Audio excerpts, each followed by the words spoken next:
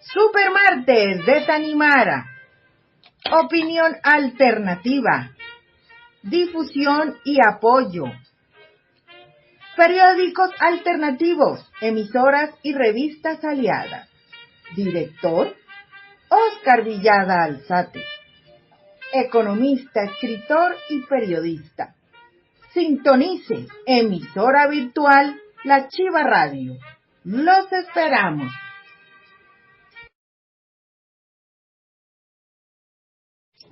Buenas tardes, Supermartes de Tanimara número 146, opinión alternativa. Editorial, balance inicial de elecciones al Congreso de Colombia. Deportes, fútbol nacional e internacional. Comentarios periodísticos. Solidaridad con Palestina, Cuba y Venezuela. Hechos positivos. General José Prudencio Padilla. Variedades para el descanso. Jairo Agudelo. Música y literatura audio. Campañas sociales.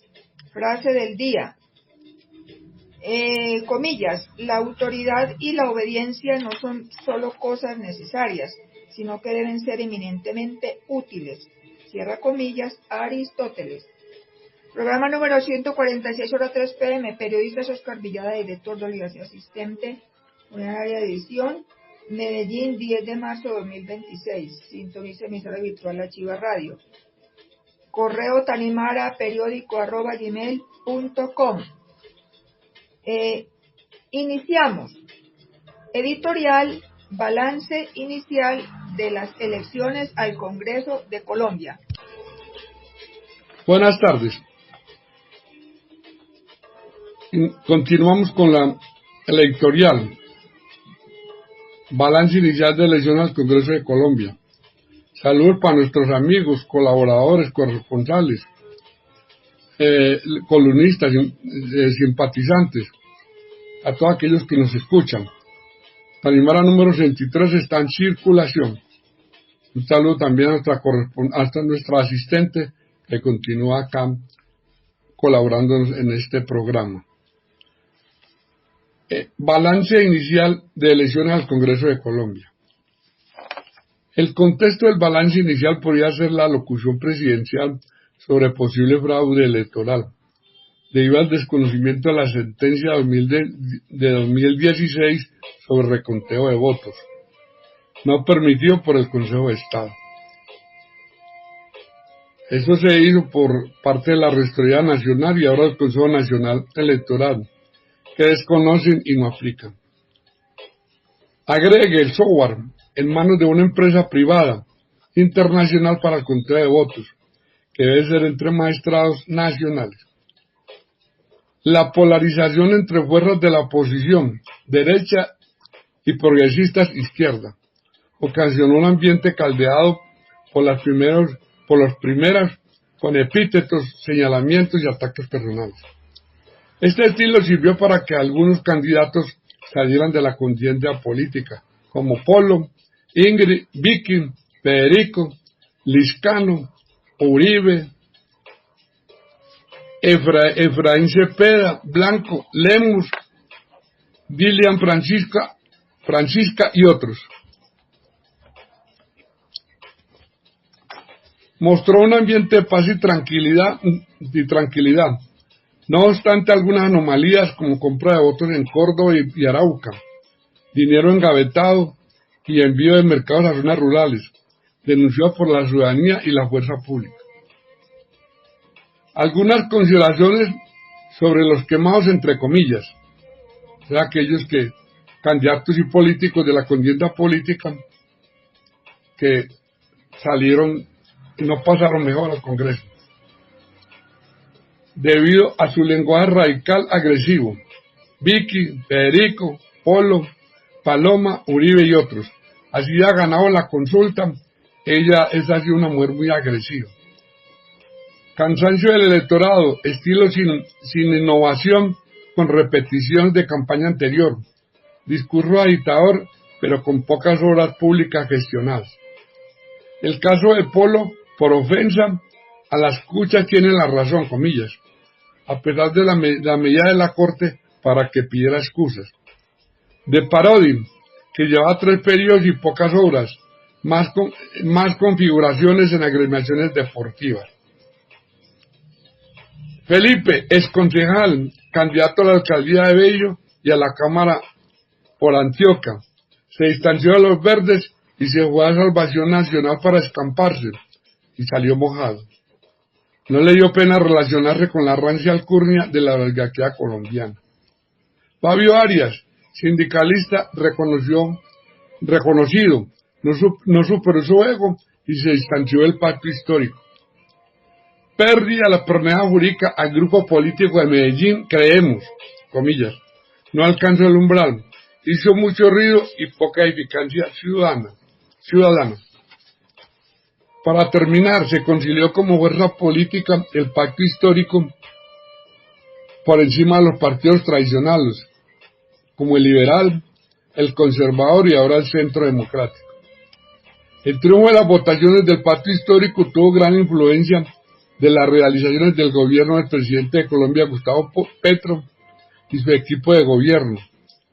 Caso de subsidio al adulto mayor, reforma laboral, comillas, milagro económico, ubicado en el crecimiento del Producto Interno Bruto, aumento de exportaciones agrícolas, del turismo extranjero al país, control de la inflación y el salario mínimo vital a los trabajadores. El presidente generó una cultura de confianza, legalidad y transparencia, anticorrupción, y empoderó a Colombia ante el panorama internacional, entre otras cosas. Cifras significativas para politólogos y periodistas. Pacto histórico, 4.413.636 votos. Logró 25 curules hasta ahora. Centro Democrático, 3.035.715, 17 curules. Partido Liberal, 2.215.982, 13 curules. Alianza Verde y su coalición, 1.904.154, 11 curules. Partido Conservador, 1.863.633, 10 curules. Cambio Radical, 7 curules. Partido La U, 9 curules. Ahora Colombia, 5 curules. Movimiento de Salvación Nacional, 3 curules. Álvaro Gómez Hurtado, este es el grupo de Álvaro Gómez Hurtado, que en paz descanse. Fuente, RTBC Noticias y 74 emisoras de La Paz en FM. Sigue la elección a la presidencia del 31 de mayo con Iván Cepeda y sus contrincantes. Esperemos que continúe el legado del cambio y las reformas sociales. Que Dios nos coja confesados. Deportes. Hasta aquí nuestro editorial y pasamos a los deportes. Fútbol en la Champions League de alta calidad. Napoli 2, Torino 1. Paris Saint-Germain 2, Mónaco 2. Real Madrid 2, Bélgica 1. Juventus 3, Galatasaray 2. Tottenham 1, Crystal Palace 3, donde juegan los dos colombianos. Fútbol profesional colombiano. Águilas Doradas 1, Nacional 2. Junior 1, Alianza 1. Once Caldas 2, Cali 0. A raíz de esta derrota y otras en serie, renunció el técnico Gamero. Copa Libertadores. Botafogo 0, Barcelona del Ecuador 1. El DIN 1, Juventus de las Piedras 1. Esta semana, el próximo jueves, juegan aquí en Colombia, en Medellín. Bueno, hasta aquí los deportes y hacemos un paréntesis, una queja social. Hola, Ministerio del Trabajo, doctor Sandino. Presento la siguiente queja. Muy desorganizado en Ganadería Antioquia la distribución del subsidio del adulto mayor por 230.000 pesos. Esta mañana un adulto mayor falleció y estuvo tirado en el suelo varios minutos en la fila. Por favor, gestionar esta queja. Una sola empleada de Gana atiende al desorden, porque no se respeta la fila y hay demasiados adultos mayores que no pueden estar de pie varias horas. Se debe volver al esquema anterior en varios Ganas. Bello, marzo 6 del 2026. Continuamos con comentarios periodísticos. la situación del conflicto en Irán. ¿Cuál es el conflicto entre Irán e Israel? Irán considera a Israel un Estado ilegítimo que ha usurpado tierras que pertenecían a los musulmanes, mientras que Israel acusa a Irán de financiar grupos como Hamas, Hezbollah, que atentan con su territorio y de querer desarrollar bombas atómicas. ¿Qué ejército es más fuerte, Israel o Irán? Sin embargo, por ahora los datos posicionan a Estados Unidos como la mayor potencia militar del mundo, mientras que Israel se destaca por su tecnología avanzada e Irán por su capacidad de disuasión regional. ¿Qué países apoyan a Irán? La influencia de Irán y su grupo asociado se ha reforzado. Irán puede encontrar aliados en el mundo árabe, como Siria, Líbano, Kuwait e Irak. Por otro lado, Arabia Saudita, Jordania y Emiratos Árabes Unidos se unieron contra Irán con el apoyo de Estados Unidos. ¿Por qué pelean Israel e Irán? Israel considera a Irán como una amenaza existencial. Israel acusa a Irán de albergar intenciones genocidas, mientras que Irán acusa a Israel de llevar a cabo un genocidio en Gaza. En consecuencia, Israel ha solicitado sanciones y acciones militares contra Irán para impedir ataques militares. ¿Por qué la guerra con Irán empezó en el 2026? El secretario de Estado estadounidense Marco Rubio reveló posteriormente que el ataque inicial de Estados Unidos contra Irán se debió a la intención de Israel de atacar a líderes iraníes, lo que había puesto en peligro a las fuerzas estadounidenses en la región. También afirmó que Israel arrastró a Estados Unidos a la guerra, sin embargo, Trump discrepó. Recuerden que Israel tuvo que hacer bombardeos a sitios donde habían tropas norteamericanas en unos países de la región. O sea, volvemos a la guerra del Medio Oriente cuando Yasser Arafat, hace años. Qué pena, ¿no? Qué tristeza. ¿Tiene Irán armas nucleares? Irán no poseía un arma nuclear ni un programa de fabricación de armas de activo confirmado, pero para junio del 2025 su infraestructura nuclear lo había colocado incómodamente cerca del umbral de ruptura, entre comillas, el punto en el que podía producir suficiente material apto para armas para una bomba en un corto periodo si quisiera hacerlo. Bueno, hasta aquí la situación de Irán todavía no se ha terminado. Están en proceso de negociaciones de paz. Ahora continuamos con nuestra asistente. Continuamos con variedades para el descanso, campañas sociales, campañas para acercar mandatarios y las comunidades, para hacer vedurías a obras públicas, para vigilar ejecución del presupuesto local y regional. Primero, colocar techo y sillas de fieltro en el Teatro al Aire Libre de la Casa de la Cultura en Bello, Alcaldía de Bello. Segundo, apertura del Teatro Lido de Medellín, está cerrado hace meses, llamado a la Alcaldía de Medellín. Tercero, entrega inmediata de la Plaza de Mercado en Bello, completa, a sus propietarios que llevan 3 años de ventas en espacios de 2 metros por 2, sin servicios públicos. ¡Qué incumplimiento y corrupción! Cuarto, vigilancia sobre el Parque Los Mangos, en Cabañas. Placa deportiva en buen estado, pero personas indeseables para los visitantes. Es necesaria más veeduría de la Junta Comunal y control de la policía para un ambiente familiar. Se necesita el encerramiento del parque con vigilancia. Quinto, llamaba a la alcaldesa y artistas a la realización del concierto de la Escuela de Música los domingos a las 11 a.m. en el Parque Santander de Bello. General José Prudencio Padilla López. Fueron sus padres Andrés Padilla de Sabana Larga, carpintero y constructor de embarcaciones menores, y Josefa Lucía López, descendiente de Guayús.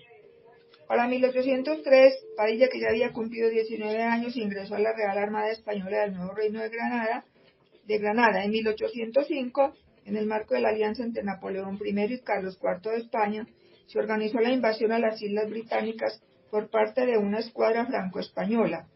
El 21 de octubre, la flota inglesa haría frente a la invasión, dando lugar así a la que pasaría a conocerse como la Batalla de Trafalgar.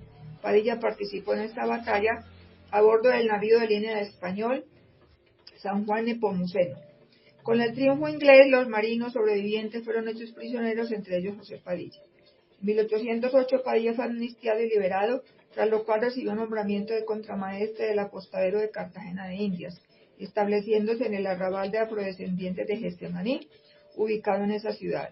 El 11 de noviembre de 1811 tomó parte en el amotinamiento del pueblo de Getsemaní, que tenía el objetivo de presionar a la Junta de Gobierno de Cartagena para que se declarase un, comillas, Estado libre, soberano e independiente, cierra comillas, como quedaría consignado en la Constitución publicada en 1812. Este proceso independentista había sido desencadenado por la invasión napoleónica a España, la cual generó una crisis de legitimidad que buscó solucionarse por medio del traslado de la soberanía que hasta entonces había residido en el rey al pueblo. José Prudencio Padilla López, entre paréntesis Camarones, Riohacha, 19 de marzo de 1784, Bogotá, 2 de octubre de 1828, cierra paréntesis, fue un militar marino y prócer colombiano que participó en las guerras de independencia. Toda su vida fue excluido por su ascendencia parda, pero gracias a sus destacadas acciones militares llegó a ser nombrado como general de división de la República. Pero al desempeñarse como comandante de las fuerzas navales independentistas, se le ha conocido de manera errónea como almirante, rango que nunca le fue concedido. Sin embargo, la costumbre histórica ha hecho que el general Padilla sea conocido como almirante de Cartagena y por haber sido senador de la Gran Colombia en 1822. Se le recuerda por comandar el decisivo triunfo en la batalla naval del lago de Maracaibo, el 24 de julio de 1823. Fue acusado de participar en la conspiración septembrina, a pesar de encontrarse encerrado en calabozos, por haber participado en el levantamiento de oficiales en Cartagena que se oponían a firmar el documento en el cual afirmarían el apoyo a una constitución vitalicia propuesta por Bolívar, y un tribunal encargado de los acusados por la conspiración ya lo había absuelto de cargos por tal evento. Sin embargo, en un momento de furia, Bolívar disolvió el tribunal nombrando como juez único al general Urdaneta, a quien dijo, entre comillas, no aceptaba absoluciones, cierra comillas. La sentencia de Padilla fue anulada junto a otras más, siguiendo instrucciones de Bolívar y por órdenes de Urdaneta, quien actuó sumariamente bajo cargos de conspiración y traición. Padilla murió ejecutado en Bogotá el 2 de octubre de 1828. Muchas gracias. Hasta el próximo martes. Vamos terminando. Solidaridad con Gaza, Venezuela y Cuba. Supervivencia en la Franja de Gaza.